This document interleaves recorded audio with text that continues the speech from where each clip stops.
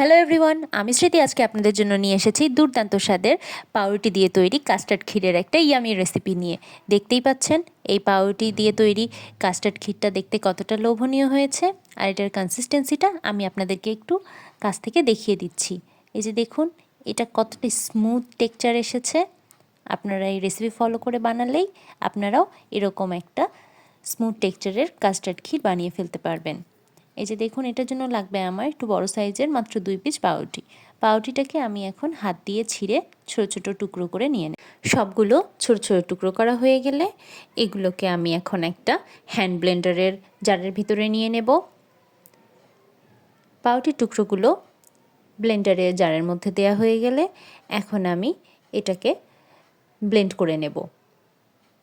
Hand Blender দিয়ে একটু ঘুরিয়ে ঘুরিয়ে এটাকে সুন্দর করে ঝুরঝুরে করে ব্লেন্ড করে নেব। এই যে দেখুন, ঠিক এরকম টেক্সচার আসবে। আমি একটু কাছ থেকে দেখিয়ে দিচ্ছি।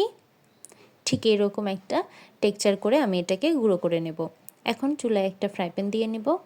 এখানে আমি 2 টেবিল চামচ পরিমাণের বাটার দিয়ে দিয়েছি। বাটারটা মেল্ট হয়ে গেলে গুঁড়ো করে রাখা পাউরুটি স্লাইসগুলোকে এর মধ্যে দিয়ে দেব।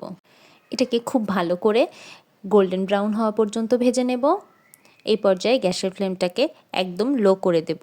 এ পর্যায়ে যদি গ্যাসের ফ্লেমটা হাই থাকে তাহলে পাউরুটির স্লাইসগুলো একদম পুড়ে যাওয়ার চান্স থাকে। এই যে দেখুন, গোল্ডেন ব্রাউন হয়ে গেছে। এখন আমি এর মধ্যে দিয়ে দেব 1 কাপ পরিমাণের আগে থেকে জাল দিয়ে রাখা লিকুইড দুধ। দুধের সাথে এখন পাউরুটিগুলোকে খুব ভালো করে মিশিয়ে নেব। এটা একটু ভালো করে মিশিয়ে নিলেই এটা হয়ে যাবে। এই রান্নাটা হতে খুব বড়জোর 3 থেকে 4 মিনিট সময়ের প্রয়োজন। যখন এটা পাউরুটিটা সম্পূর্ণটা সোক করা হয়ে যাবে এর মধ্যে দিয়ে দেব 2 টেবিল চামচ চিনি। এর বেশি চিনির কিন্তু প্রয়োজন নেই। এই সামান্য চিনিতেই কিন্তু এই ডেজার্টটা খুবই সুস্বাদু হয়। এখন আগে থেকে জাল করে রাখা দুধের মধ্যে 1 টেবিল চামচ পরিমাণের কাস্টার্ড পাউডার মিশিয়ে এটাকে একটু জাল করে নেব।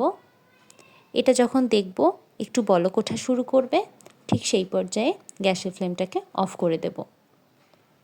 এই যে দেখুন, এটা অনেকটাই প্যানের গা ছেড়ে দিয়েছে আর একটু সাইড থেকে বলক ওঠাও কিন্তু শুরু করে দিয়েছে। জাস্ট একটু 1 থেকে 1.5 মিনিট কুক করলেই এই জিনিসটা একদম পারফেক্টলি তৈরি হয়ে যাবে। এটা এখন তৈরি হয়ে গেছে। এখন এটাকে একটু ঠান্ডা করে আবার একটা হ্যান্ড ব্লেন্ডারের মধ্যে নিয়ে নিয়েছি। দেখুন এটা কেমন থিকনেস হয়েছে। এখন আমি এটাকে একটু ব্লেন্ডারের মধ্যে নিয়ে আবার একটু ব্লেন্ড করে নেব। এই যে দেখুন, ঠান্ডা হয়ে যাওয়ার পর আমি ব্লেন্ড করে নিচ্ছি। ব্লেন্ড করা হয়ে গেলে আপনারা দেখতেই পাচ্ছেন এটা কতটা স্মুথ টেক্সচার চলে এসেছে। তৈরি হয়ে গেল আমাদের সুস্বাদু মজাদার পাউরুটি দিয়ে তৈরি কাস্টার্ড ক্ষীর।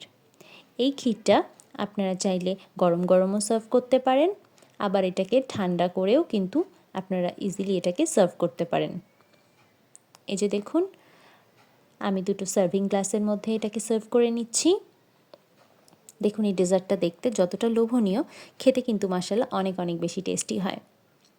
এরকম আরও অনেক ইউনিক ভিডিও পেতে আপনারা আমার চ্যানেলটিকে সাবস্ক্রাইব করুন, এবং আপনাদের যদি রেসিপিটি ভালো লাগে তাহলে অবশ্যই ভিডিওটিকে একটি লাইক, কমেন্ট আর শেয়ার করে দেবেন।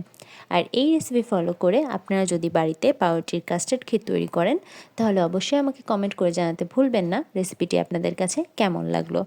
ভিডিওটি দেখার জন্য থ্যাংক ইউ এভরিওয়ান। ভালো থাকবেন সবাই। আল্লাহ হাফেজ।